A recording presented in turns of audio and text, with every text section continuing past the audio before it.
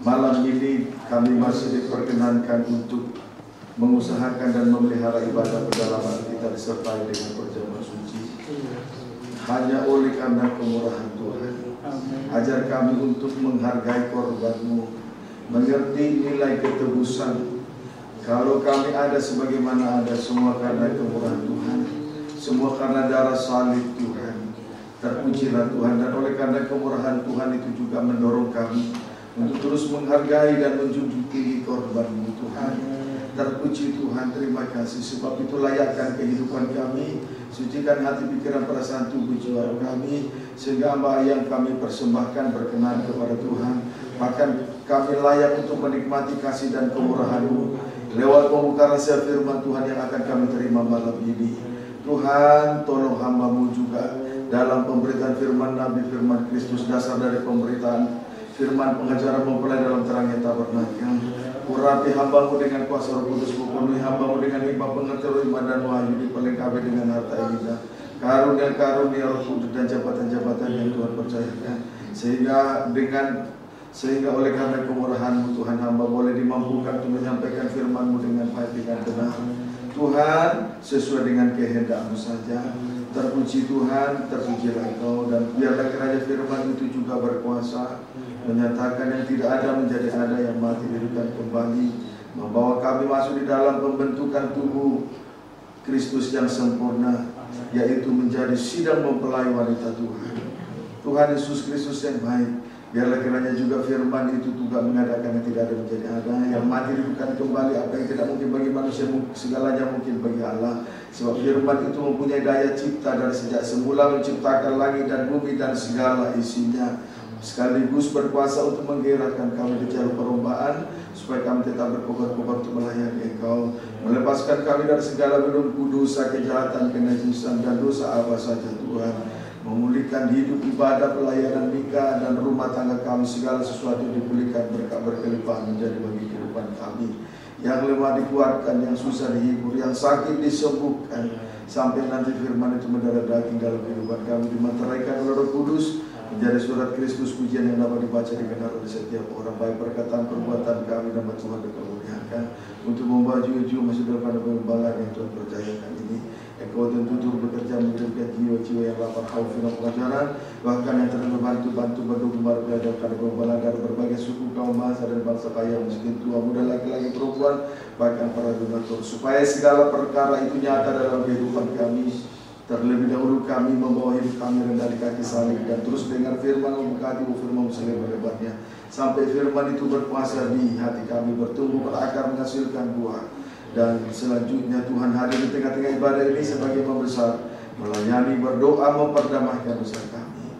Topang Tuhan dari ibadah dari awal sampai pada akhirnya, nama Tuhan dipermuliakan.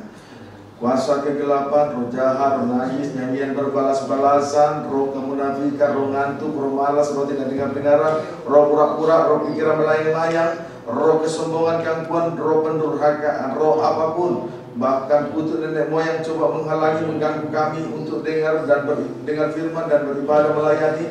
Roh itu kami katakan, singkirkan daging dalam nama Yesus Kristus dari tempat ini, dari hidup kami semua, dari Yesus yang berkuasa memberi kelepasan atas hidup kami dan tempat ini. Selanjutnya Tuhan hadir di tengah ibadah ini sebagai imam besar, melayani, berdoa, memperdamaikan dosa kami. Topang Tuhan ibadah ini dari awal sampai akhirnya, nama Tuhan dipermuliakan. Urapi hamba dengan kuasa Roh-Mu yang baru tercurah atas hamba-Mu, baik siapapun yang bertugas, yang melayani, Tuhan urapi, bahkan alat elektronik, alat musik, semuanya urapi. Sesudah diperciki dengan darah-Mu. Urapi anak-anak Tuhan, umat Tuhan yang sedang mengikuti pemberitaan firman Tuhan lewat live streaming, video internet, YouTube, Facebook, di dalam maupun luar negeri, dimanapun mereka berada. Kami boleh diberkati oleh Tuhan, dipulihkan segala sesuatu, nama Tuhan dipermuliakan. Kami sambut firman-Mu hanya di dalam nama Tuhan Yesus Kristus. Haleluya, amin. Silakan duduk.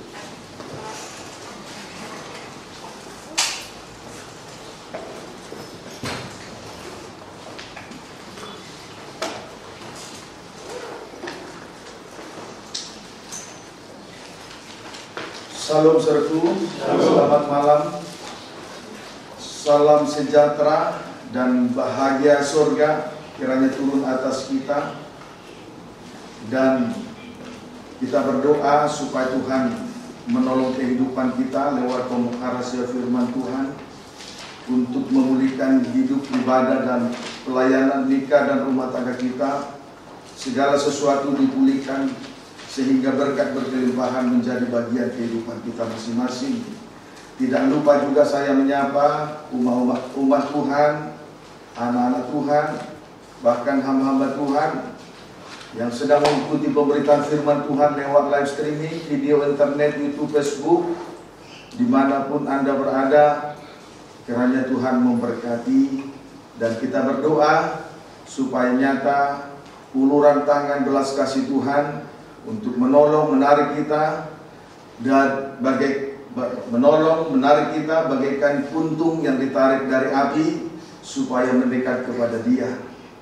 Puji Tuhan, kita telah menikmati berkat dan kemurahan Tuhan dari firman penggembalaan untuk ibadah pendalaman Alkitab, yaitu dari kitab Rut pasal 1 ayat 1 sampai dengan ayat yang ke-22. Dan kita akan memasuki Rut pasal yang kedua. Rut pasal yang kedua ini dimulai dari ayat 1 sampai dengan ayat 23. Dimulai dari ayat 1 sampai dengan ayat 23. Puji Tuhan. Haleluya. Saudaraku, Rut 1 ayat 1 sampai dengan ayat 23. Dalam susunan tabernakel terkena pada pelita emas. Dalam susunan tabernakel terkena pada pelita emas atau kaki dian emas. Ya, dalam susunan Rut 2 ayat 1 sampai dengan 23. Dalam susunan tabernakel terkena pada kaki dian emas atau pelita emas. Puji Tuhan. Amin, saudaraku. Baik, saya akan tunjukkan terlebih dahulu pelita emas. Ini pelita emas. Semua melihat ya? Ya. Wahyu 1 ayat 20. Berkaitan dengan itu, kita akan memperhatikan Wahyu 1 ayat 20. Wahyu 1 ayat 20. Demikian firman Tuhan. Dan rahasia ketujuh bintang yang telah kulihat pada tangan kananku, dan ketujuh kaki dian emas itu. Ketujuh bintang itu ialah malaikat ketujuh jemaat, dan ketujuh kaki dian itu ialah ketujuh jemaat. Kaki dian emas adalah bayangan dari sidang jemaat. Kaki dian emas atau pelita emas adalah bayangan dari sidang jemaat. Amin. Lebih jauh kita memperhatikan tentang kaki dian emas, Keluaran pasal 37 ayat 23. Keluaran 37 ayat 23. Demikian firman Tuhan.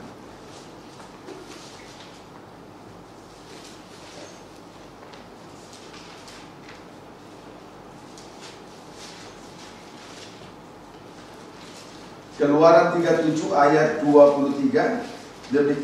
Demikian firman Tuhan. Tombol ayat 23 ya. Keluaran 37 ayat 23. Dibuatnyalah pada kandil itu 7 lampu, 7 pelita dengan sepitnya, dan penadahnya dari emas murni. Dibuatnyalah pada kandil itu 7 lampu dengan sepitnya, dan penadahnya dari emas murni. Terdapat 7 lampu pada kaki dian emas. Di sini kita melihat di 7 obor atau 7 pelita menyala pada kaki dian emas. Terdapat 7 lampu yang menyala di atas kaki dian emas. Wahyu 4 ayat yang kelima. Wahyu 4 ayat yang kelima.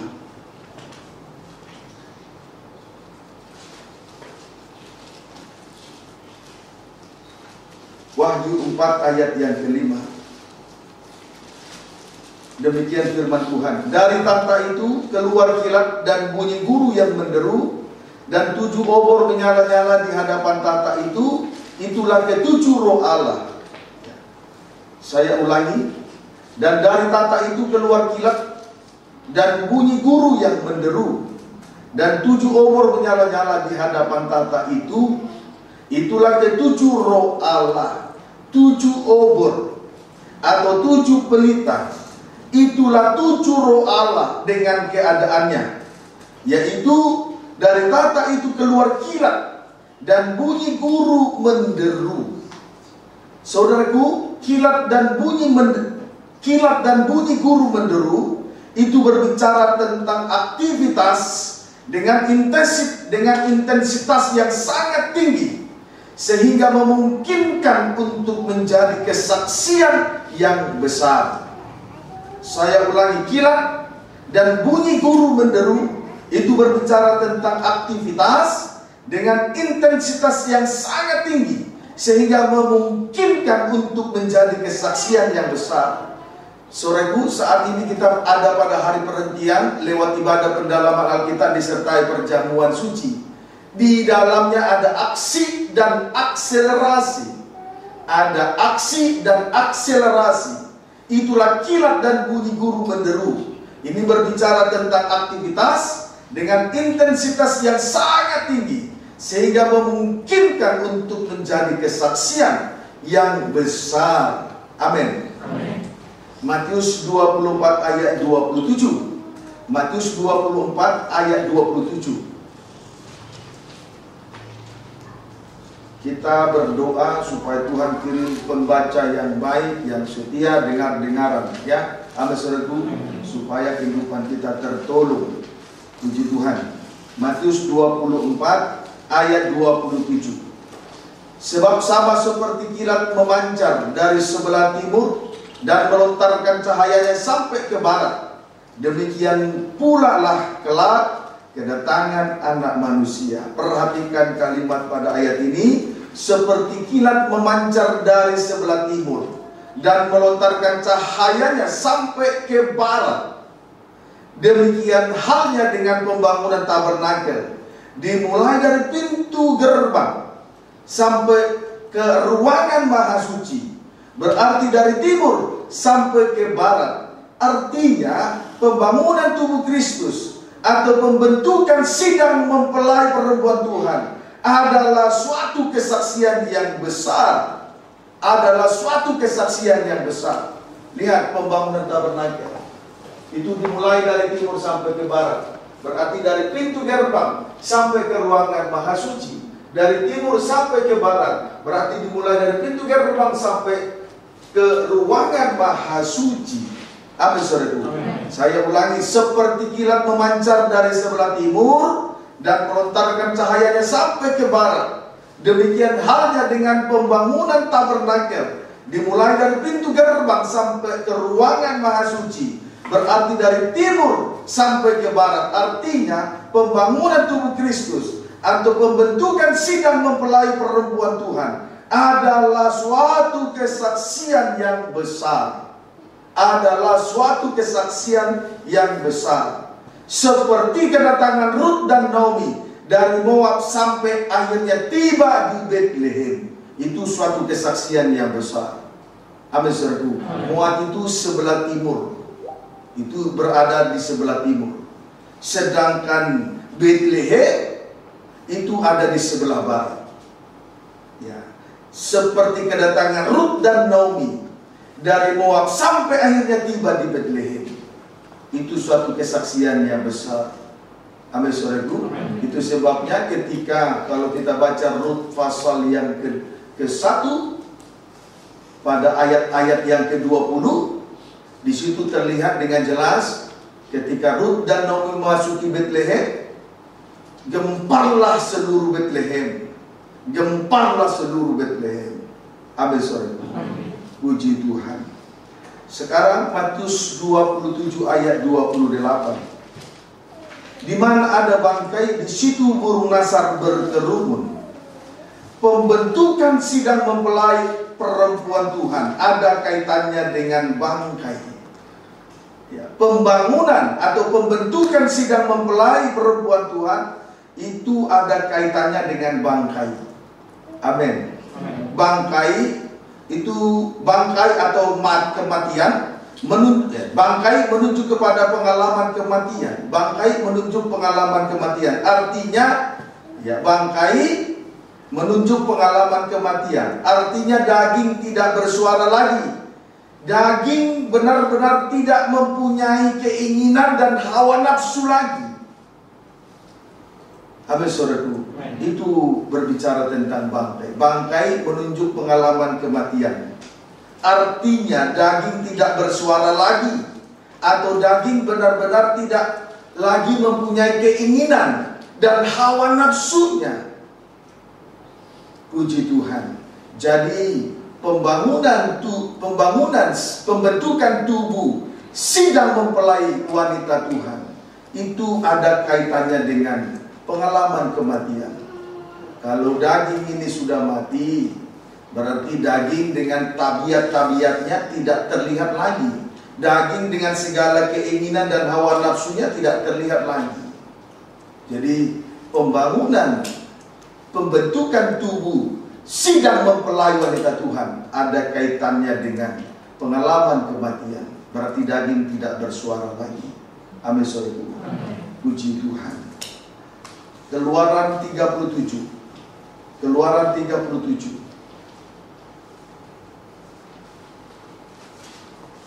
Kita berdoa supaya Tuhan beri hikmat, karena pemberitaan firman ini sudah berada pada pasal yang kedua, akan memasuki pasal yang kedua. Berarti kita sudah melewati pasal yang pertama, tetapi kita mohon tuntunan Roh Kudus supaya memberi pengertian, sekalipun kita sudah melewati pasal yang pertama. Amin. Keluaran 37 ayat 17 sampai dengan Keluaran 37 ayat 7, Keluaran 37 ayat 17 dan 22. Demikian firman Tuhan. Membuat kandil atau membuat kaki dia emas, atau disebut pelita emas. Ayat 17.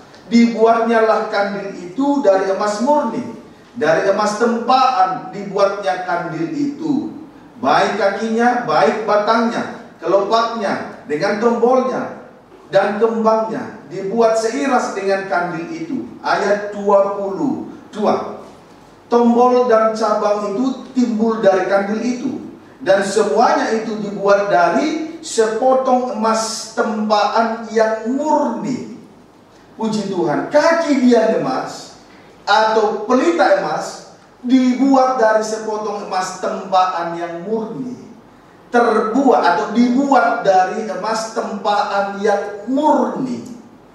Emas tempaan berarti terlebih dahulu emas itu dipanaskan supaya mudah dibentuk menjadi kaki dian emas, untuk menjadi kaki dian emas atau untuk menjadi pelita emas. Amin, saudaraku.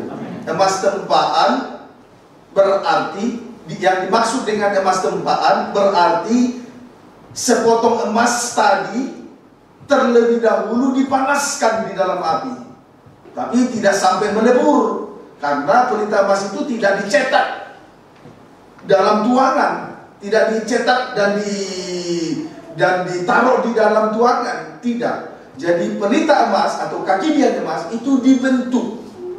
Maka dimulai dari sepotong emas tempaan, dimulai dari sepotong emas tempaan.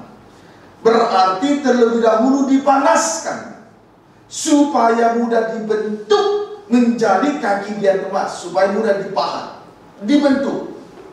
Jadi sepotong, ya, dengan 1 talenta emas, sepotong dengan 1 talenta emas bukan dilebur di dalam api, tapi dipanaskan. Itu pengertian emas tempaan. Amin, saudaraku. Jadi emas tempaan berarti terlebih dahulu dipanaskan dalam api supaya mudah dibentuk, supaya mudah dipahat menjadi kaki dia emas, untuk menjadi pelita emas. Jadi bukan dicetak. Emas itu bukan dilebur lalu ditaruh di dalam wadah cetak sehingga terbentuk menjadi pelita emas, tidak. Jadi emas murni, sepotong emas murni, emas tempaan. Emas tempaan berarti terlebih dahulu dipanaskan dalam api supaya mudah dibentuk, mudah dipahat menjadi kaki dian emas. Amin, saudaraku. Puji Tuhan. Haleluya. Ini berbicara tentang sengsara salib. Ini berbicara tentang aniaya karena firman, sengsara karena salib. Sehingga dengan banyaknya penderitaan ini nanti kita mudah dibentuk untuk menjadi kaki dian emas. Jadi bukan dicetak simsalabim, bukan. Dipanaskan supaya mudah dibentuk untuk menjadi kaki dian emas. Amin, saudara. 1 Petrus 1 ayat 6. 1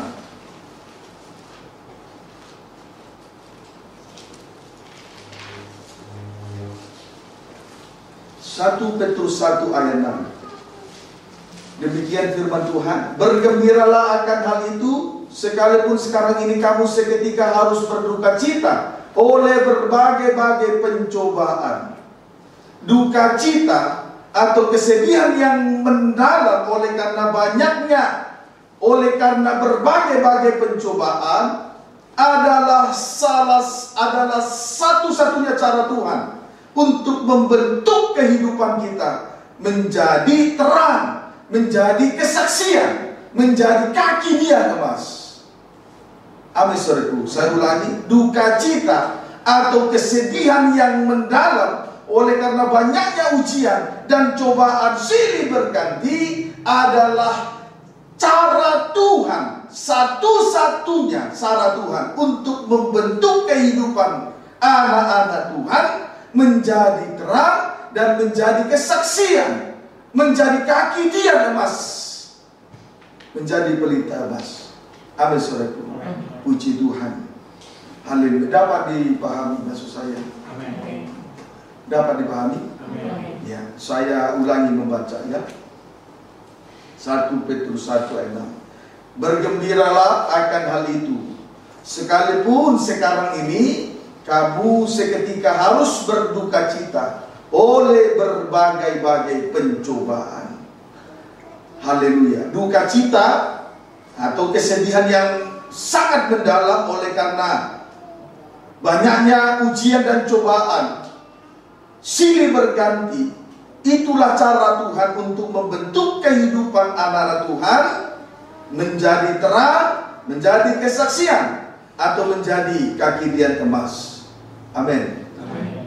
Jadi proses tempat, jadi proses menempa, saudaraku, dipanaskan dengan api agar emas menjadi lunak. Jadi proses tempat tadi itu dipanaskan dengan api agar emas itu menjadi lunak. Amin, saudaraku. Dipanaskan sehingga emas itu menjadi lunak. Pengertian lunak ialah rendah hati, lemah lembut, tidak mudah patah, dan tidak mudah putus asa. Haleluya. Amin, saudaraku. Jadi pengertian lunak. Jadi proses tempat tadi, proses tempat emas yang ditempa tadi dipanaskan dengan api agar emas itu menjadi lunak. Pengertian lunak ialah rendah hati, lemah lembut, tidak mudah patah, dan tidak mudah putus semangat. Tidak mudah patah, tidak mudah putus asa, tidak patah semangat, dan sebagainya. Haleluya, puji Tuhan. Amin, saudaraku. Sebaliknya, kalau masih keras hati, mudah patah dan putus asa. Sebaliknya, kalau masih keras, mudah patah dan mudah putus asa. Inilah ciri orang yang tidak mau diproses. Inilah ciri orang yang tidak mau ditempa, dipanaskan di dalam api. Persis seperti Maleakhi pasal yang ketiga ayat 2 sampai dengan ayat yang ketiga. Kalau saudara baca nanti di rumah masing-masing. Amin, saudaraku. Puji Tuhan. Itu pengertian. Jadi proses tempat dipanaskan dengan api Maksudnya supaya emas itu menjadi lunak. Pengertian lunak ialah lemah lembut, rendah hati, tidak mudah patah, dan tidak mudah putus asa. Haleluya. Sebaliknya kalau masih keras hati, mudah patah, mudah putus asa, inilah ciri orang yang tidak mau diproses atau tidak mau ditempa dengan api. Kiranya dapat dipahami dengan baik. Persis seperti Maleakhi 3 ayat 2-3 nanti dibaca di rumah masing-masing. Puji Tuhan. 2 Korintus 12 ayat 7. Kita berdoa dan sambil minta hikmat dan akal budi pengertian supaya kita mudah mengerti firman Tuhan. 2 Korintus 12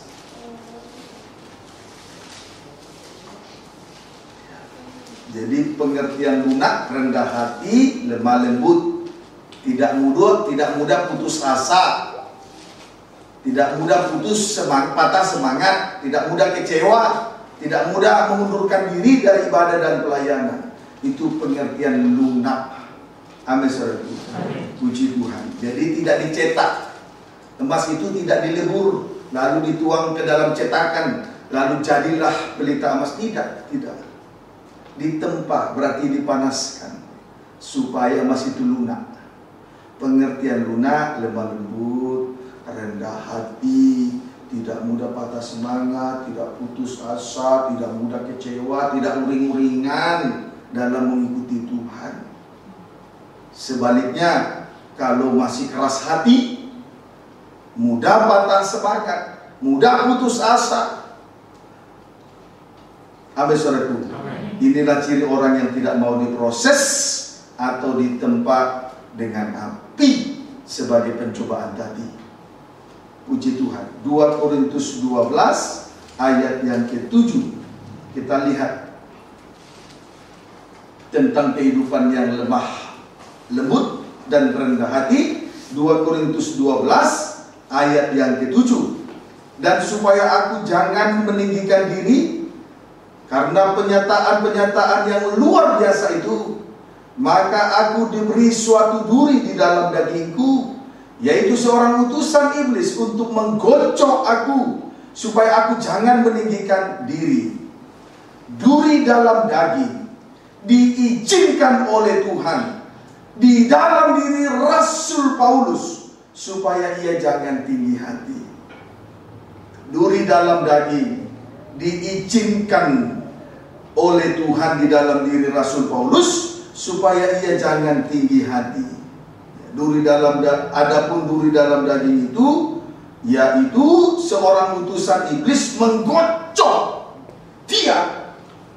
Adapun duri dalam daging itu yaitu seorang utusan iblis menggocok dia.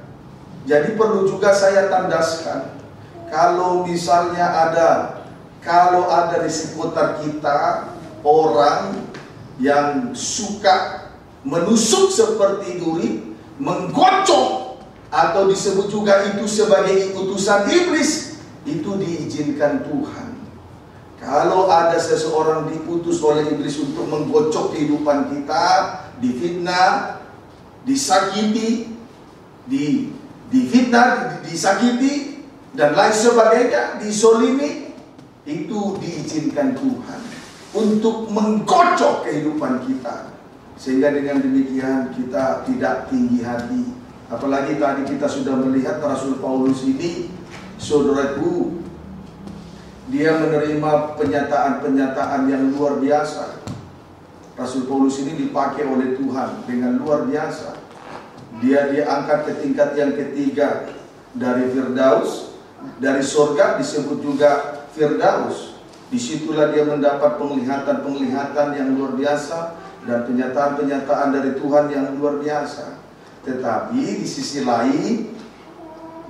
lain, duri dalam daging diizinkan oleh Tuhan di dalam dirinya, supaya dia jangan tinggi hati. Apa itu duri dalam daging? Yaitu seorang utusan iblis menggocok, entah itu difitnah, entah itu disolimi dan lain sebagainya. Yang pasti itu terjadi seizin Tuhan. Kalau ada utusan iblis menggocok kehidupan kita,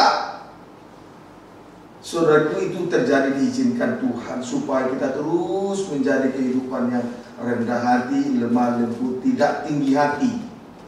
Amin. Ayat yang ke-8. Tentang hal itu aku sudah 3 kali berseru kepada Tuhan supaya utusan iblis itu mundur daripadaku. Karena duri dalam daging itu sakit menusuk kehidupannya, dia memohon supaya utusan iblis itu undur dari dia. Tapi kita lihat ayat yang ke-9. Tetapi jawab Tuhan kepadaku, cukuplah kasih karuniaku bagimu, sebab justru dalam kelemahanlah kuasaku menjadi sempurna. Sebab itu terlebih suka aku bermegah atas kelemahanku, supaya kuasa Kristus turun menaungi aku. Di sini kita perhatikan jawaban Tuhan terhadap permohonan Rasul Paulus. Jawaban Tuhan, cukuplah kasih karuniaku bagimu. Jawab Tuhan kepada Rasul Paulus, cukuplah kasih karuniaku bagimu. Maksudnya, justru dalam kelemahanlah kuasa Tuhan nanti menjadi sempurna. Kalau kita lemah lembut, rendah hati, kuasa Tuhan sempurna. Itu yang Tuhan mau. Amin, saudaraku. Haleluya. Dan akhirnya Rasul Paulus mengakui dan berkata, dan akhirnya Rasul Paulus pun mau mengakui dan berkata, sebab itu terlebih suka aku bermegah atas kelemahanku, supaya kuasa Kristus turun menaungi aku. Supaya kuasa Kristus turun menaungi aku. Amin, saudaraku. Ayat 10. Demikian firman Tuhan. Karena itu aku senang dan rela di dalam kelemahan, di dalam siksaan, di dalam kesukaran, di dalam penganiayaan dan kesesakan oleh karena Kristus. Sebab jika aku lemah, maka aku kuat. Tidak putus asa, tidak patah semangat, tidak mudah kecewa. Amin, saudaraku. Haleluya. Jadi Rasul Paulus di sini kita perhatikan pada akhirnya senang dan rela di dalam kelemahan. Maksudnya rela di dalam kesiksaan, maksudnya rela dalam kesukaran, rela dalam penganiayaan, rela dalam kesesakan oleh karena Kristus. Rasul Paulus menyimpulkan, jika aku lemah maka aku kuat. Tidak putus asa, tidak gampang patah semangat, tidak mudah kecewa, dan tidak mengundurkan diri dari tengah ibadah dan pelayanan. Itu perlu, itu sebabnya sepotong emas, itu sebabnya emas, pelita emas itu dibuat dari emas murni dan emas tempaan. Proses tempa dipanaskan dengan api supaya lunak. Lemah lembut, rendah hati, tidak mudah putus asa, tidak mudah patah semangat dan kecewa. Kalau keras hati nanti patah semangat. Ini ciri kehidupan yang tidak mau masuk dalam proses penempaan, dipanaskan dengan banyaknya ujian, seperti yang dialami oleh Rasul Paulus. Dia boleh atas izin Tuhan, dia ada duri dalam daging, yaitu seorang utusan iblis mengkocok. Itulah yang dimaksud duri dalam daging. Dia mohonkan supaya duri dalam daging lepas, tapi Tuhan bilang, cukuplah kasih karuniaku. Supaya apa? Ketika kita lemah, kita kuat. Saudaraku, maka emas itu, emas tempaan itu harus dipanaskan supaya emasnya lunak, mudah dibentuk, supaya menjadi kehidupan, supaya menjadi pelita emas, menjadi terang, menjadi kesaksian. Puji Tuhan. Dan pada akhirnya nanti kalau kita baca Rut pasal 2 ayat 1 sampai dengan ayat 23, dan pasal 3, pasal 4 memang betul-betul dia menjadi kesaksian yang besar.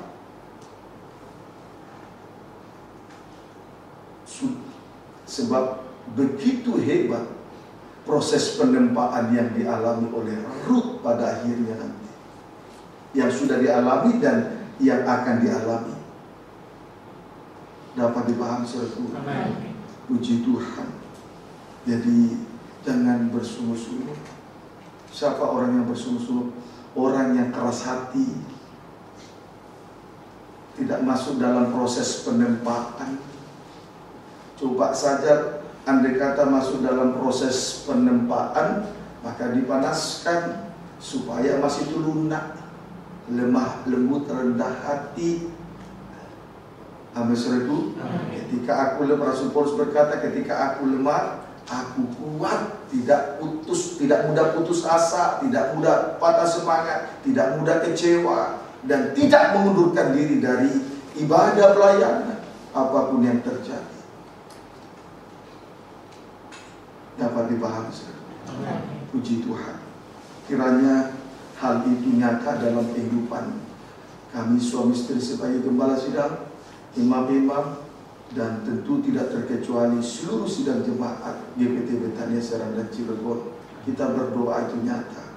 Sebab itu jangan banyak bersungguh-sungguh ya. Amin saudaraku. Puji Tuhan. Roma 8 ayat 35 sampai 37.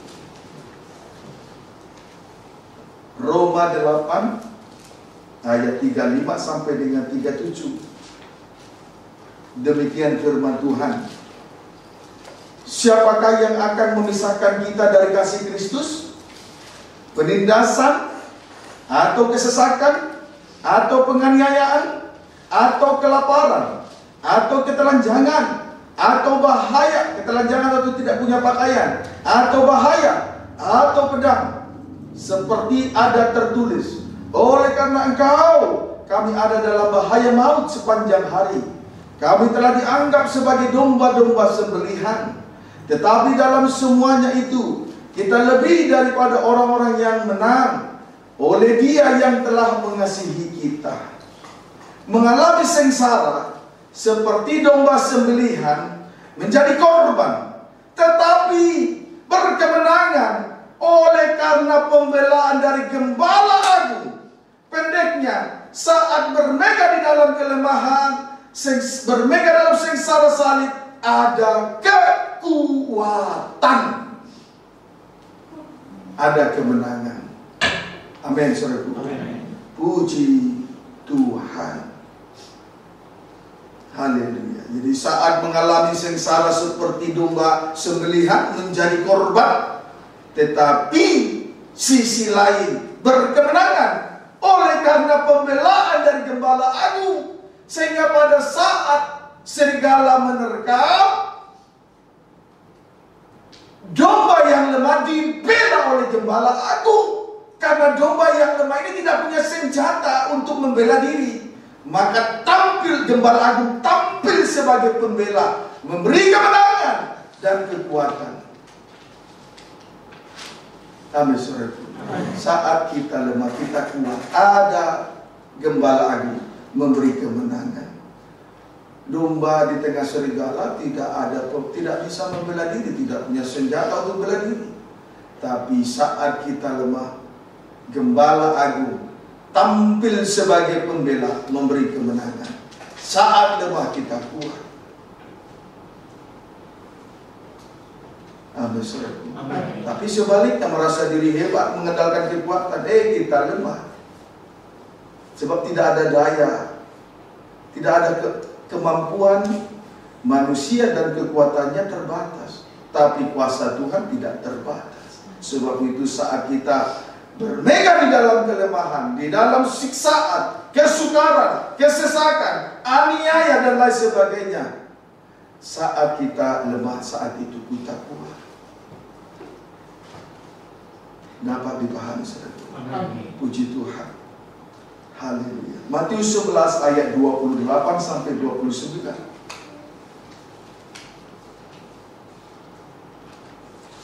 Matius pasal 11 ayat 28 sampai 29.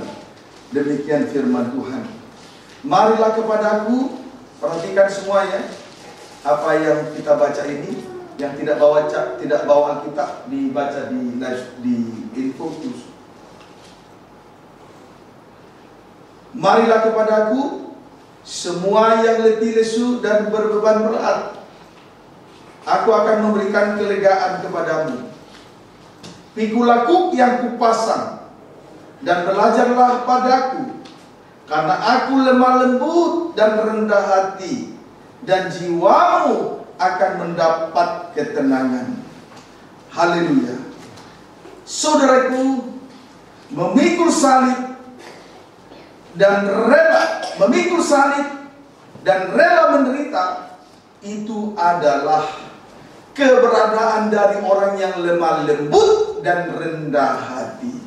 Atau saya balik, dalam keadaan lemah lembut dan rendah hati, memikul salib atau rela menderita di hadapan Tuhan. Amin, saudaraku. Puji Tuhan. Haleluya. Nah, saudaraku, itulah yang Tuhan himbau kepada kita. Siapa yang Tuhan himbau? Yaitu semua yang letih, lesu, dan berbeban berat. Kalau kita merasa diri letih, lesu, merasa bahwa kita banyak beban atau berbeban berat, perhatikan firman Tuhan. Perhatikan himbauan Tuhan. Biarlah kita senantiasa memikul salib, rela menderita. Itulah keberadaan daripada orang yang lemah lembut dan rendah hati. Jadi keadaan dari orang yang lemah lembut rendah hati, saya balikkan, keadaan dari orang yang lemah lembut dan rendah hati senantiasa memikul salib, rela menderita.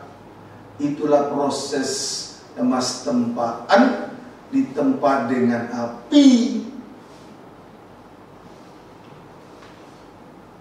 Amin, saudaraku. Amin.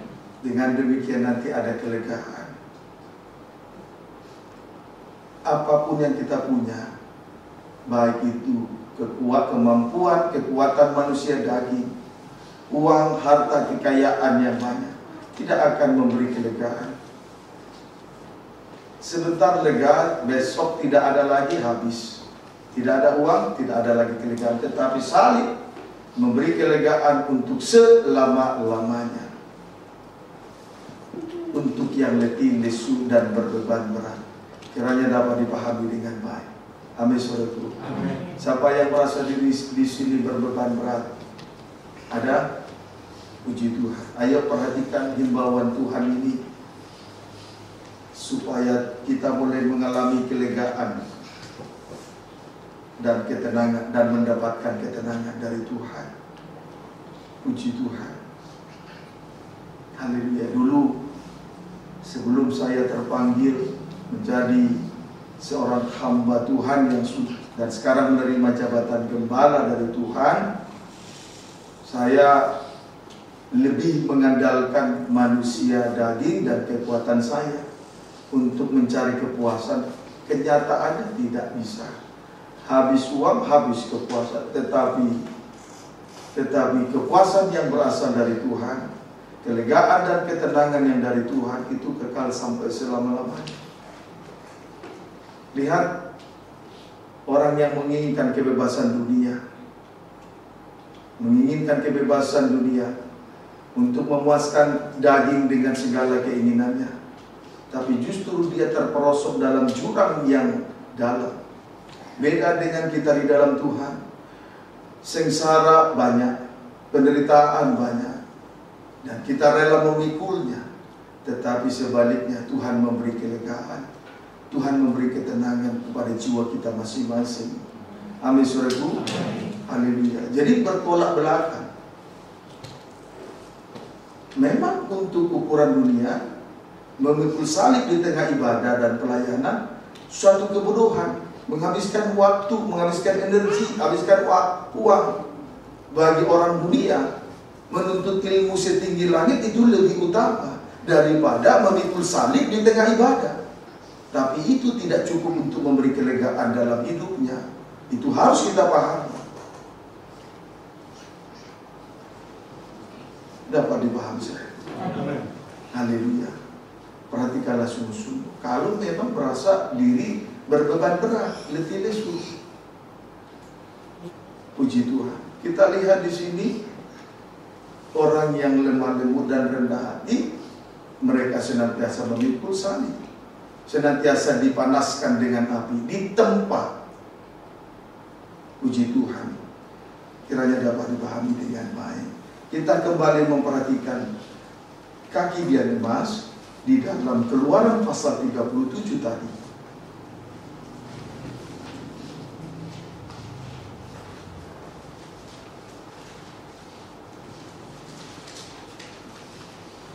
Ayat 17, perhatikan baik-baik. Keluaran 37 ayat 17. Membuat kandil atau kaki Diademas atau pelita emas. Dibuatnyalah kandil itu dari emas murni, dari emas tempaan dibuatnya kandil itu, baik kakinya, baik batangnya, kelopaknya, dengan tombolnya dan kembangnya, dibuat seiras dengan kandil itu. Puji Tuhan. Pelita emas selain ditempa, pelita emas dibuat dari emas murni dan dari emas tempaan. Tadi saya sudah sampaikan mengenai emas tempaan. Di sini kita perhatikan kandil itu dibuat dari emas murni. Sengaja tadi lebih awal mengenai emas tempaan supaya kita mengerti emas tempaan. Nah, sekarang kandil atau kaki Diademas itu dibuat dari emas murni. Dibuat dari emas murni. Emas murni ada dua kata. Kata pertama tentang emas. Kata pertama tentang emas, menunjuk pada kekayaan surgawi yang ada pada Allah Trinitas, yaitu di dalam Tuhan Yesus Kristus. Step pertama, Tuhan menunjuk Bapa, tabiatnya adalah kasih. Kegunaan kasih, menutupi, mengampuni banyak dosa. Tidak berhenti sampai di situ. Sebagai pengikat yang mempersatukan dan menyempurnakan. Itu Kolose pasal 3 ayat 14. Amin. Kemudian strip yang kedua, Yesus menunjuk anak Allah. Tabiatnya adalah, tadi Tuhan menunjuk Allah Bapa, tabiatnya adalah kasih. Kegunaan kasih, mengampuni atau menutupi banyak sekali dosa. Tidak berhenti sampai di situ. Sebagai pengikat yang mempersatukan dan menyempurnakan. Strip yang kedua, Yesus menunjuk anak Allah. Tabiatnya adalah melakukan firman, yaitu kebenaran dari salib. Yesus menunjuk kepada anak Allah. Tabiatnya adalah melakukan firman, yaitu kebenaran dari salib. Kebenaran yang sejati terletak pada salib. Di luar salib tidak ada lagi kebenaran. Amin, saudaraku. Itulah tabiat dari Allah. Yesus anak Allah melakukan firman Tuhan, yaitu kebenaran dari salib. Kebenaran yang sejati terletak pada salib. Di luar salib tidak ada lagi kebenaran. Yang ada kebenaran diri sendiri, ataupun kebenaran hukum rimba, ataupun kebenaran-kebenaran yang seperti sering kita lihat di meja hijau. Yang benar jadi salah, yang salah jadi benar. Tapi Yesus menunjuk anak Allah, tabiatnya atau karakternya adalah melakukan firman, yaitu kebenaran sesuai dengan kebenaran yang dari salib. Kebenaran yang sejati terletak pada salib. Di luar salib tidak ada lagi kebenaran. Amin, saudaraku. Puji Tuhan. Kemudian Kristus, tadi Tuhan, Yesus, sekarang Kristus menunjuk Roh El Kudus dengan aktivitasnya, menyertai, menolong, menghibur, menguatkan, memimpin, menginsafkan, dan mengajar. Itulah 7 obor atau 7 pelita yang menyala di atas kaki dia. Itulah 7 keadaannya, menjadi kesaksian. Puji Tuhan. Saat ini kita berada dalam kegiatan roh, dengan segala aktivitasnya supaya menjadi terang, supaya menjadi kesaksian. Di tengah perhimpunan kecil ini, kita berada di tengah kegiatan roh, di tengah perhimpunan ini, dengan keadaannya untuk menjadi terang, untuk menjadi kesaksian. Saya berdoa dan lewat ibadah ini kita menjadi terang, kita menjadi kesaksian dimanapun kita diutus oleh Tuhan. Itulah 7 roh Allah yang diutus oleh Tuhan di seluruh bumi. Menjadi terang, menjadi kesaksian, menjadi contoh teladan, baik perkataan, baik perbuatan. Itu emas, menunjuk kekayaan surgawi yang terdapat di dalam yang ada pada Allah Trinitas, yaitu Tuhan Yesus Kristus. Amin, saudara. Puji Tuhan. Tuhan menunjuk Bapa, Allah Bapa tabiatnya adalah kasih. Kasih kegunaannya mengampuni, menutupi dosa, sekaligus sebagai pengikat anggota tubuh yang berbeda untuk mempersatukannya dan menyempurnakannya. Kemudian Yesus menunjuk Allah Anak, tabiatnya adalah melakukan firman Tuhan, yaitu kebenaran dari salib. Kebenaran yang sejati terletak pada salib, di luar salib tidak ada lagi kebenaran. Kemudian yang ketiga atau strip yang ketiga, Kristus menunjuk kepada Allah Roh El Kudus dengan aktivitasnya menjadikan kita kesaksian. Kehidupan yang diurapi menjadi kesaksian. Sama seperti Musa dan Elia, 2 pohon zaitun yang terukir pada corot kepada tabung minyak pada kaki dia di dalam Sakaria pasal yang ke-4. Amin, saudaraku. Terukir pada sisi kiri dan sisi kanan pada tempat minyak pada kaki dia itu. Jadi kehidupan yang diurapi menjadi terang, menjadi kesaksian. Itulah Kristus menunjuk kepada Allah Kudus dengan aktivitasnya menjadi kesaksian, menjadi terang, menjadi contoh teladan, baik perkataan, baik perbuatan, bahkan gerak sekecil apapun menjadi contoh teladan. Puji Tuhan. Itu tentang emas. Kemudian tentang murni. Tentang murni berarti telah dipanaskan ke dalam api pencobaan. Ya. Emas supaya memperoleh hasil. Untuk memurnikan emas itu harus dimasukkan di dalam api, dipanaskan 7 kali di dalam dapur api supaya memperoleh hasil yang murni. Emas akan semakin murni apabila menghadapi banyak ujian. Dipanaskan di dalam dapur api. Amin, saudaraku. Puji Tuhan. Jadi murni, tentang murni berarti telah dipanaskan ke dalam api pencobaan. 1 Petrus 1 ayat 7.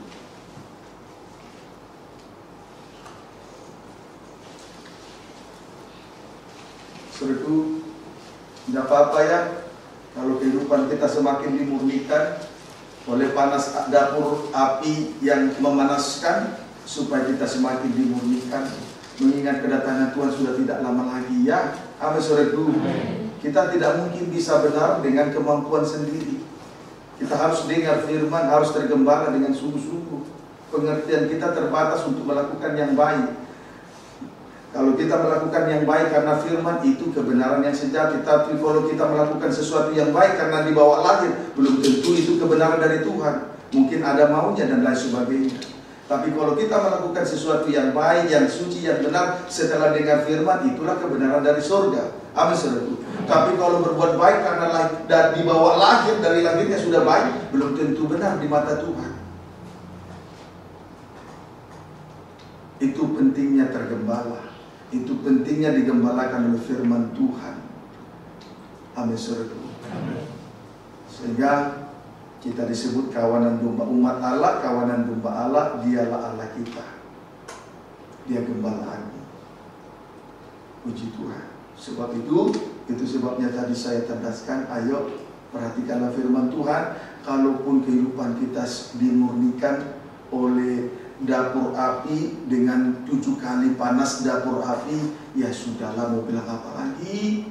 Kedatangan Tuhan sudah tidak lama lagi.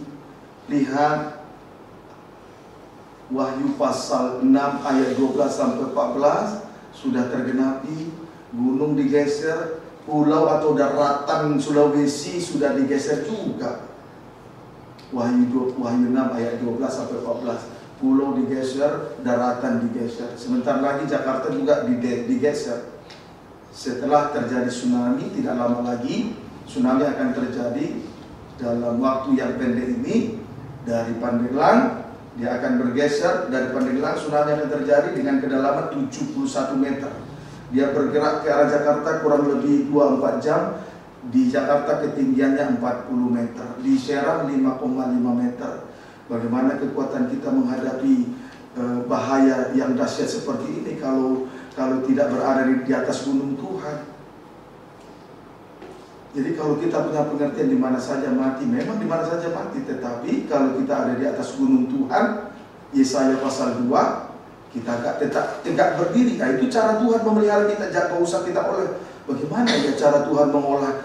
Bagaimana cara Tuhan untuk memelihara hidup? Tidak usah diolah. Yang terpenting sungguh-sungguh tergembala. Dengar firman, lakukan. Beda dengan orang yang tidak mengerti firman. Tidak ada pembelaan kepada dirinya, sekalipun sama-sama ciptaan Tuhan. Jadi jangan salahkan Tuhan kelak nanti. Umatku binasa karena tidak punya pengerti. Ada lagi, umatku liar karena tidak punya Kalau tidak ada wahyu, liarlah umat Tuhan. Kalau tidak ada pembukaan rahasia firman, liarlah umat Tuhan. Saya sedikit keluar dari konteks, tidak apa-apa lah, ya, supaya semakin memberi suatu pengertian bagi kita. Memang di mana-mana saja pasti mati, tetapi kalau kita ada dalam Tuhan pasti dibela Tuhan. Itulah perbedaan orang yang mengerti firman dan hidup di dalamnya dengan orang jahat dan tidak hidup di dalamnya, di dalam firman, dalam Tuhan. Harus ada dong perbedaannya. Masa sama cara orang yang cara matinya di dalam Tuhan dengan cara matinya di luar Tuhan? Masa sama? Tidak mungkin. Dapat dipahami saudaraku? Puji Tuhan. Haleluya. Terimalah firman Tuhan. Jangan paksakan pengertian diri sendiri untuk menyelamatkan diri. Tuhan mau datang. Puji Tuhan. Baik. 1 Petrus 1 ayat 7. Perhatikan. Tadi murni berarti telah dipanaskan ke dalam api pencobaan. Berarti telah melewati banyak ujian dan cobaan. Sehingga kehidupan kita semakin murni. Dulu kurang murni. Masih ada keinginan daging, keinginan ini. Sekarang sudah murni. Hati kita sudah murni untuk mengasihi Tuhan. Tidak lagi tercampuri dengan karat, tidak dicampuri dengan dosa-dosa yang lain hati kita. Ya, amin saudaraku. Puji Tuhan. 1 Petrus 1 ayat 7. Dimulai ayat pembacaan, dimulai ayat 6-nya, tapi perhatikan ayat 7 saja. Tulis ayat 7 saja. Bergembiralah akan hal itu, sekalipun sekarang ini kamu seketika harus berduka cita oleh berbagai-bagai ujian pencobaan. Ayat 7. Maksud semuanya itu ialah untuk membuktikan kemurnian imanmu yang jauh lebih tinggi nilainya daripada emas yang fana, yang diuji kemurniannya dengan api, sehingga kamu memperoleh puji-pujian dan kemuliaan dan kehormatan pada hari Yesus Kristus menyatakan dirinya. Puji Tuhan. Tujuan mengalami berbagai-bagai pencobaan ialah untuk membuktikan kemurnian iman. Jadi kemurnian itu hasil dari panas api. Itulah berbagai-bagai cobaan yang kita alami. Cobaan yang kita alami silih berganti. Cobaan pertama belum selesai, muncul cobaan yang kedua. Cobaan yang kedua belum selesai, muncul cobaan yang ketiga. Tetapi maksud dari ujian cobaan itu adalah untuk memurnikan hati kita. Kemurnian iman itu sangat penting di hadapan Tuhan.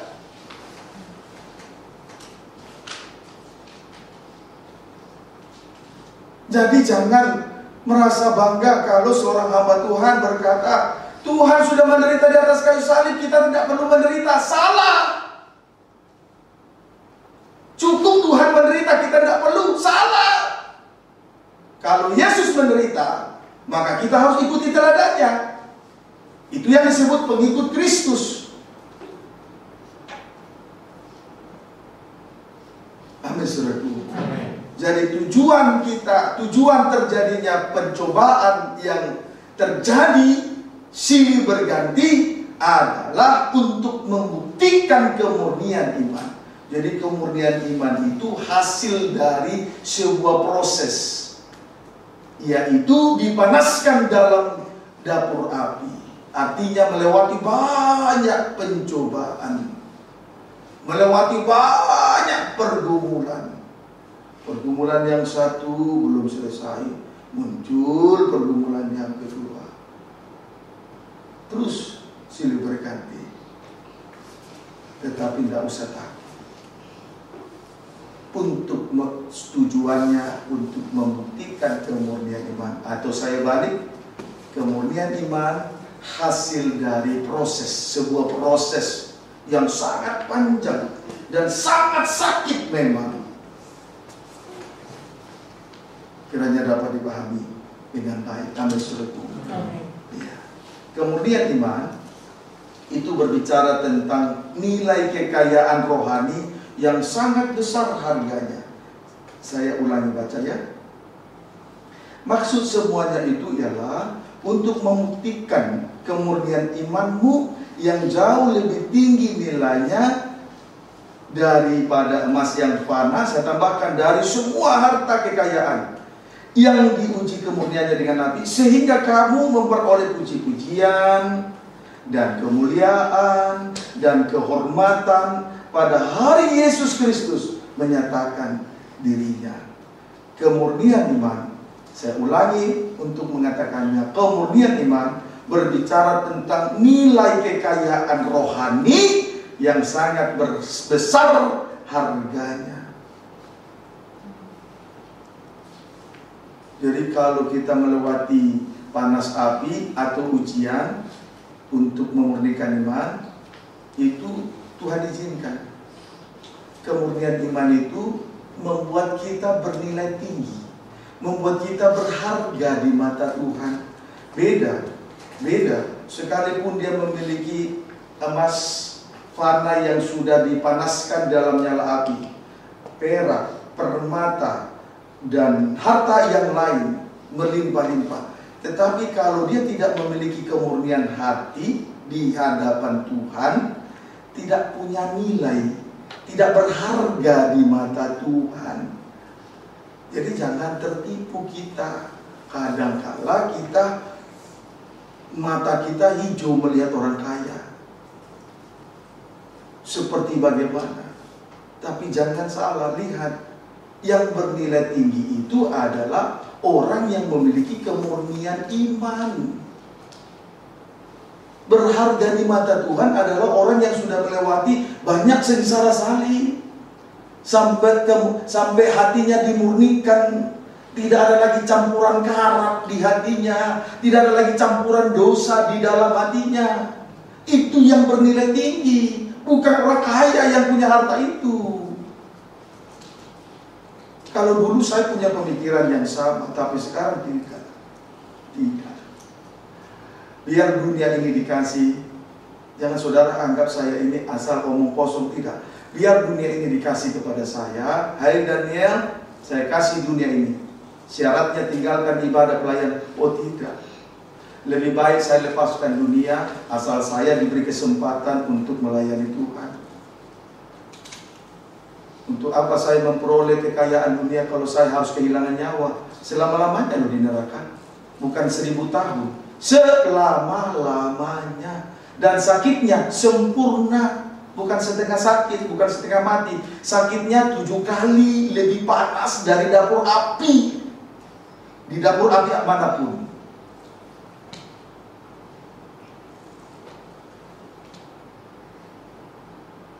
Amin, saudara. Perusahaan Krakatau Steel untuk mencetak baja dia harus dipanaskan. Biji pelet, biji bahan dasar, bahan baku baja itu harus dipanaskan. Oh, panas sekali, tapi lebih panas dari itu. Lebih panas, 7 kali lebih panas dari dapur api mana saja. Tapi kita bersyukur dengan kemurnian iman inilah kita bernilai tinggi di hadapan Tuhan ya. Amin, saudaraku. Berharga. Jadi jangan kecil hati. Jangan kecil hati saat pikul salib, dipanaskan dalam api, saat memikul salib di tengah ibadah pelayanan. Tidak usah kecil hati. Ya, itu yang membuat kita bernilai tinggi. Mata Tuhan dengan mata manusia berbeda. Sudut pandang manusia dengan sudut pandang Tuhan berbeda, tidak sama. Tapi kita harus memiliki sudut pandangnya Tuhan.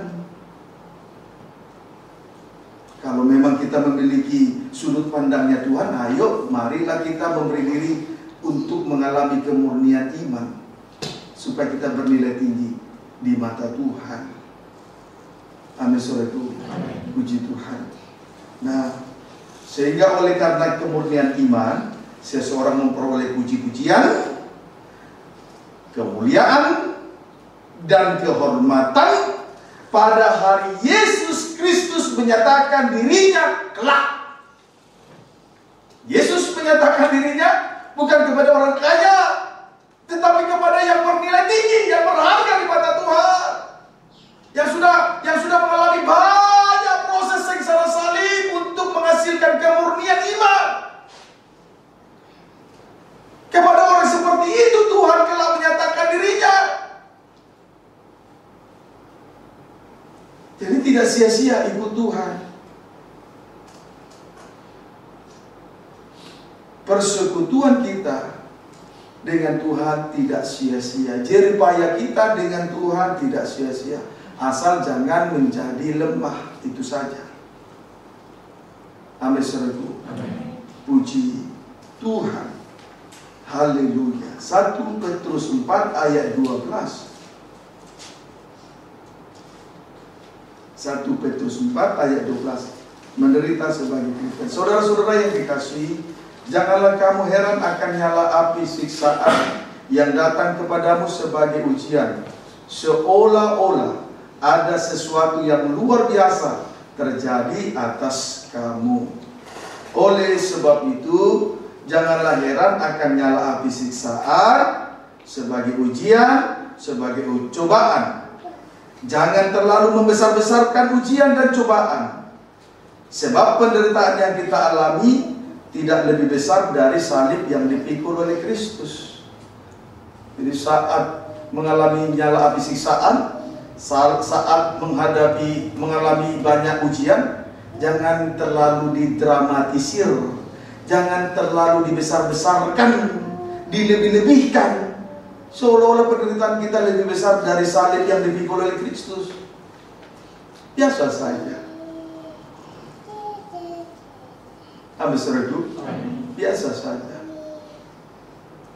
Toh juga kita tahu sengsara, nyala api siksaan hanya untuk memurnikan iman. Dengan kemurnian iman kita nanti berharga. Nilainya lebih tinggi nilainya daripada segala yang ada di dunia ini. Itu yang membuat kita berharga, bukan yang lain-lain. Bukan karena pengetahuan kita, bukan karena pendidikan kita tinggi, bukan. Jadi biasa saja, tidak usah didramatisir, tidak usah dibesar-besarkan, karena salib Kristus lebih berat dari penderitaan yang kita alami ini. Amin. Amin, saudaraku. Ayat 13. Sebaliknya, bersukacitalah sesuai dengan bagian yang kamu dapat dalam penderitaan Kristus, supaya kamu juga boleh bergembira dan bersukacita pada waktu Ia menyatakan kemuliaannya. Jadi sama dengan 1 Petrus 1 ayat 7. 1 Petrus 4 ayat 13 sama dengan 1 Petrus 1 ayat 7. Amin, saudaraku. Jadi intinya pada ayat 13 ini adalah sengsara salib memberi suatu pengharapan, sebab kelak kita akan bersama-sama dengan Dia dalam kemuliaannya. Jadi salib ini memberi suatu pengharapan dan sukacita besar, sebab kelak pada saat Dia datang, kita akan bersama dengan Dia di dalam kemuliaannya. Kiranya dapat dipahami dengan baik. Ayat 14, berbahagialah kamu jika kamu dinista karena nama Kristus, sebab roh kemuliaan, yaitu roh Allah, ada padamu. Oleh karena penderitaan Kristus, roh kemuliaan, yaitu roh Allah, ada di dalam diri kita. Kita tidak bisa memiliki roh kemuliaan, roh Allah dengan cara-cara manusiawi, dengan cara-cara pelayanan manusia daging. Banyak cara-cara seperti di hari-hari terakhir ini untuk memperoleh roh kemuliaan dengan caranya sendiri. Tidak boleh seperti itu. Jadi kita boleh memiliki roh kemuliaan, yaitu roh Allah, ketika kita mengalami banyak sengsara salib. Asal jangan bersungguh-sungguh. Itulah perbedaan pengurapan Daud dengan pengurapan Saul. Kalau pengurapan Saul minyak dari buli-buli emas tanah liat, buli-buli tanah liat dituangkan di atas kepala Saul. Buli-buli tanah liat itu daging, diurapi tapi masih bersifat daging. Sedangkan pengurapan Saul berasal dari minyak yang dituangkan oleh Samuel, berasal dari tabung tanduk. Apa tabung tanduk? Untuk menjadi tabung minyak, tabung tanduk untuk menjadi tabung minyak, terlebih dahulu anak domba disembelih. Jadi pengurapan itu datangnya dari sengsara salib. Tidak seperti yang sering kita lihat, minyak diperjualbelikan, atau minyak seorang ibu yang sedang masak di dapur digunakan di dalam gereja. Tidak seperti itu. Jangan salah kaprah.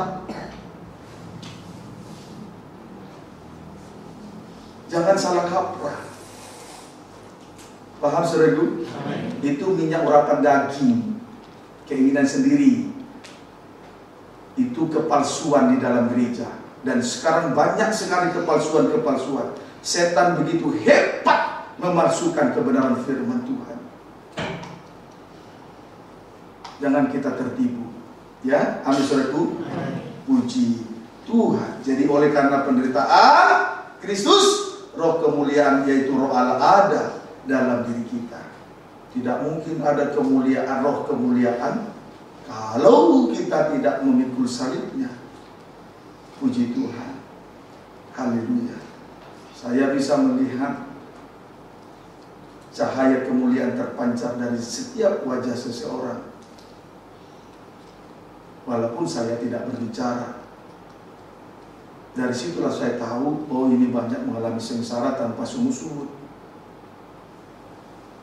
Ayo, dulu kita mungkin banyak sengsara, tapi belum mengerti firman.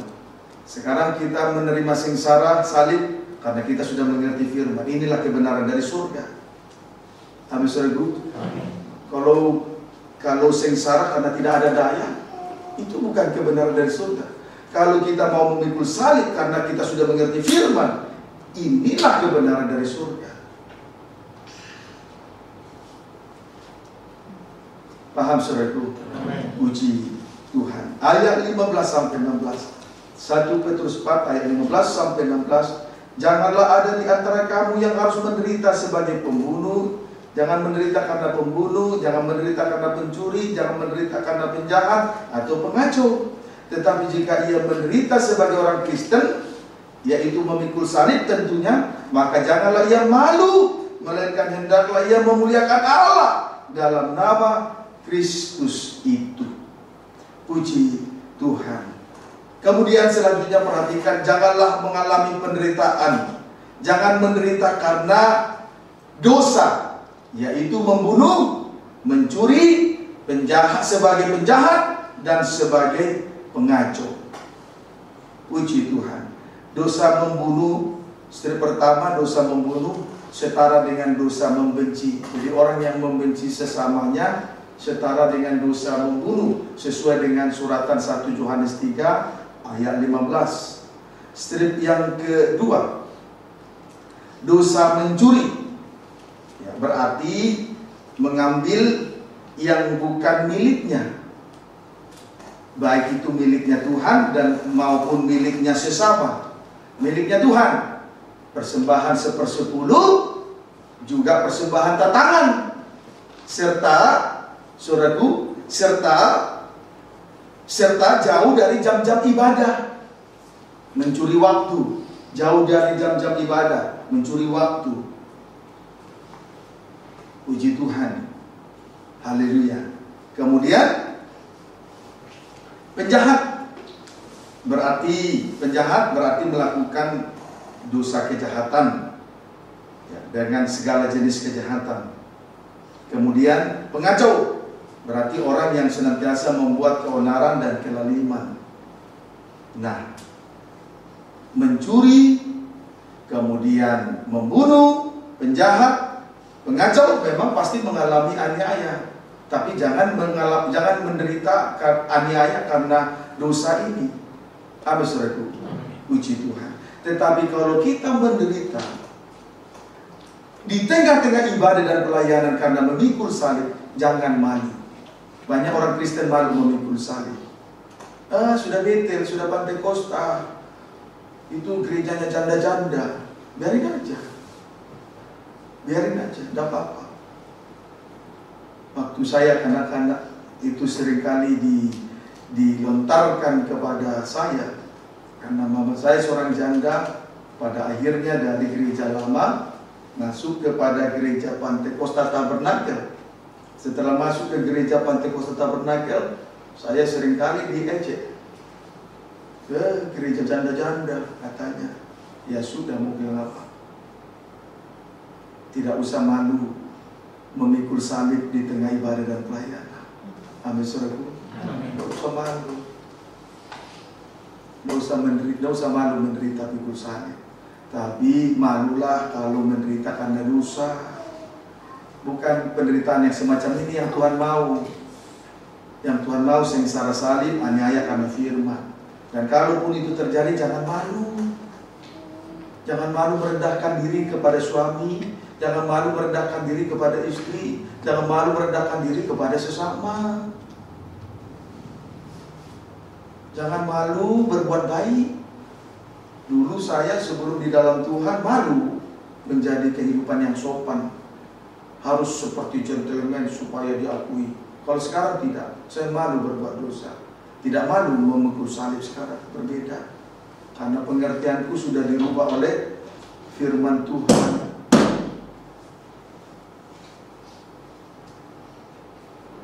Saya tidak mau lagi berdiri dengan pengertianku. Amin, saudaraku. Puji Tuhan. Ada haleluya. Amin. Puji Tuhan. Baik. Nah, 1 Petrus 2 ayat 19 sampai 20. Sebab adalah kasih karunia jika seorang karena sadar akan kehendak Allah menanggung penderitaan yang tidak harusnya tanggung. Sebab dapatkah disebut pujian jika kamu menderita pukulan karena kamu berbuat dosa, tetapi jika kamu berbuat baik dan karena itu kamu harus menderita, maka itu adalah kasih karunia pada Allah. Puji Tuhan, menderita pukulan karena dosa, Tuhan tidak berkenan. Tetapi menderita karena berbuat baik, itu adalah kasih karunia. Sebab itu Tuhan berkenan kepadanya, Tuhan berkasih karunia kepadanya. Amin, saudaraku. Ayat 21 kita percepat. Ayat 21 sampai dengan ayat 23. Sebab untuk itulah kamu dipanggil, karena Kristus pun telah menderita untuk kamu dan telah meninggalkan teladan bagimu, supaya kamu mengikuti jejaknya. Ia tidak berbuat dosa, tipu tidak ada dalam mulutnya. Ketika ia dicaci maki, ia tidak membalas dengan mencaci maki. Ketika ia menderita, ia tidak mengancam, tetapi ia menyerahkan kepada Dia yang menghakimi dengan adil. Kita dipanggil, saudaraku, kita, saya, suami istri, dan kita semua yang hadir, besar kecil, tua muda, laki-laki perempuan, kita dipanggil untuk mengikuti contoh teladan Yesus Kristus, yaitu tidak berbuat dosa. Kemudian 2, tidak ada dusta di mulut. 3, tidak membalas kejahatan dengan kejahatan. Sehingga ketika dia menderita, dia tetap memikul salibnya. Dan contoh ini yang harus kita ikuti. Dan contoh teladan ini sudah ditinggalkan kepada kita. Maka kalau kita disebut pengikut Kristus, kita harus mengikuti contoh teladannya. Amin, saudaraku. Kisah Rasul 20 ayat 19. Kali ini agak panjangnya, mohon maafkan saya. Berarti Tuhan sangat mencintai kita. Amin. Kisah Rasul 20 ayat 19, perhatikan baik-baik. Dengan segala rendah hati aku melayani Tuhan. Dalam pelayanan itu aku banyak mencucurkan air mata dan banyak mengalami pencobaan dari pihak orang Yahudi yang mau membunuh aku. Puji Tuhan. Saudaraku, dengan segala kerendahan hati Rasul Paulus melayani Tuhan. Dengan segala kerendahan hati Rasul Paulus melayani Tuhan. Sehingga dia mengalami dua hal. Satu, banyak mencucurkan air mata. Itu tanda kerendahan hati. Kalau mencucurkan mata, itu tanda kerendahan hati. Tidak pernah air mata naik menanjak ke atas. Amin, saudaraku. Orang yang suka mencucurkan air mata berarti mau menerima keberadaan orang lain, itu rendah hati. Kemudian strip yang kedua, menghadapi ancaman maut. Rasul Paulus menghadapi ancaman maut. Dalam segala keadaan hati Rasul Paulus melayani Tuhan dengan keadaan dua hal. Satu, banyak mencucurkan air mata, itu menunjukkan kerendahan hati. Kemudian menghadapi ancaman maut dari pihak orang Yahudi. Puji Tuhan, dari pihak orang Yahudi yang mau membunuh aku. Itu ayat 19. Kemudian ayat 20 sampai dengan ayat 21. Sungguh pun demikian aku tidak pernah melalaikan apa yang berguna bagi kamu. Semua kuberitakan dan kuajarkan kepada kamu, baik di muka umum maupun di dalam perkumpulan-perkumpulan di rumah kamu. Aku senantiasa bersaksi kepada orang-orang Yahudi dan orang-orang Yunani atau kafir, supaya mereka bertobat kepada Allah dan percaya kepada Tuhan kita Yesus Kristus. Rasul Paulus tidak melalaikan apa yang berguna di tengah-tengah ibadah pelayanannya. Ada tiga hal yang berguna. Satu, memberitakan firman Allah. Tidak lalai dalam melakukan hal yang berguna, itu ada tiga. Satu, memberitakan firman Allah. Dua, mengajarkan firman Allah. Tiga, bersaksi dari hal firman Allah.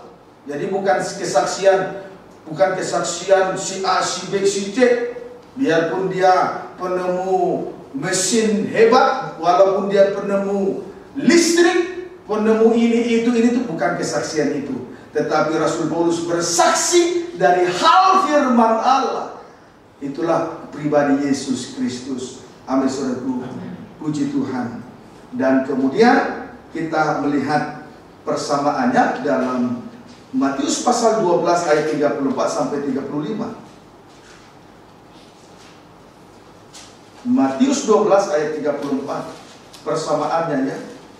Memberitakan firman Allah, mengajarkan firman Allah, bersaksi dari hal firman Allah. Matius 12 ayat 34 sampai 35, persamaannya untuk kita bisa lebih mengerti. Matius pasal yang ke-12 ayat 34 sampai 35. Demikian firman Tuhan. Hai kamu keturunan ular beludak, bagaimanakah kamu dapat mengucapkan hal-hal yang baik, sedangkan kamu sendiri jahat? Karena yang diucapkan mulut meluap dari hati. Orang yang baik mengeluarkan hal-hal yang baik dari perbendarahan yang baik hatinya. Dan orang yang jahat mengeluarkan hal-hal yang jahat dari perbendaharaan yang jahat. Puji Tuhan. Saudaraku, perhatikan baik-baik. Orang yang baik mengeluarkan hal-hal yang baik dari perbendaharaan yang baik. Jadi kalau hati ini penuh dengan firman Allah, saat itulah kita bisa memberitakan firman Allah, saat itulah kita bisa menceritakan firman Allah, saat itulah kita bisa bersaksi dari hal firman Allah. Sebab itu Rasul Paulus melayani dengan kelemah lembutan dan rendah hati. Coba Rasul Paulus melayani dengan kekerasan hati, kesombongan, dia akan putus asa, dia akan patah semangat, dia akan kecewa dan mengundurkan diri dari pelayanan. Sebab dia banyak kali mencucurkan air mata, sebab dia banyak mengalami ancaman maut dari orang Yahudi. Jadi betul-betul dialah emas tempaan. Itu amin saudaraku. Dialah emas tempaan, sampai akhirnya bersaksi, menjadi pelita emas, memberitakan firman Allah, menceritakan firman Allah, bersaksi dari firman Allah. Pelita emas. Kenapa? Karena dia adalah emas tempaan itu, lemah lembut rendah hati. Kalau sudah ditempa, dipanas dengan api, emas itu menjadi lunak.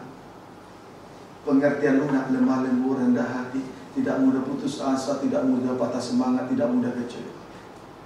Sekalipun ada banyak mencucurkan air mata, menghadapi ancaman maut. Amin saudara. Itu yang Tuhan rindukan dari hidup saya dan kita semua. Kiranya dapat dipahami dengan baik. Nah, saudaraku, ayat 22 sampai 23. Kita kembali memperhatikan Kisah Rasul 20. Kali ini panjangnya tidak apa-apa lah. Berarti limpah kasih karunia kepada kita ya. Amin. Aminnya tidak seberapa. Ada amin. Kisah Rasul 20 ayat 22 sampai 23. Tetapi sekarang sebagai tawanan roh, aku pergi ke Yerusalem dan aku tidak tahu apa yang akan terjadi atas diriku di situ. 23. Selain daripada yang dinyatakan Roh Kudus dari kota ke kota kepadaku, bahwa penjara dan sengsara menunggu aku. Puji Tuhan. Rasul Paulus menjadi tawanan roh. Ia pergi sebagai tawanan roh, ia pergi ke Yerusalem. Sekalipun ia tidak tahu apa yang terjadi yang terjadi menimpa dirinya. Sebetulnya saudaraku, ketika dia ke Yerusalem, sengsara dan penjara sedang menunggu dia. Paham saudaraku? Puji Tuhan. Bersyukur kalau sampai saat ini kita menjadi tawanan roh, terikat dengan Tuhan di tengah ibadah pelayanan. Itu kemurahan Tuhan. Sekalipun kita tidak tahu apa yang terjadi ke depan, Tuhan tetap membela kehidupan kita sekaliannya. Amin saudaraku. Jangan melepaskan diri dari tawanan roh hanya karena menginginkan kebebasan dunia. Itu jerat bagimu. Dan biarlah kita semua menjadi tawanan roh, terikat dengan Tuhan di dalam kegiatan roh, di dalam pekerjaan Tuhan di tengah-tengah ibadah dan pelayanan ini. Apapun yang terjadi ke depan, Tuhan yang tanggung. Jadi kita tidak mati konyol. Kalau di luar Tuhan mati konyol kita. Memang semua manusia akan mati, tapi di luar Tuhan mati konyol. Amin saudaraku. Jangan mati konyol. Biarlah kita semua menjadi tawanan roh, terikat dengan Tuhan di dalam pekerjaan Tuhan, dalam kandang penggembalaan ini. Amin saudaraku. Puji Tuhan. Sampai akhirnya nanti Rasul Paulus mencapai garis akhir, berarti sudah menyelesaikan pekerjaannya. Akhir dari pekerjaan Rasul Paulus adalah mempersatukan anggota-anggota tubuh yang berbeda. Jadi akhir dari ibadah pelayanan kita di atas muka bumi ini bukan berkat-berkat jasmani, bukan hal-hal yang lahiriah, tetapi mempersatukan anggota tubuh yang berbeda-beda. Amin saudaraku. Puji Tuhan.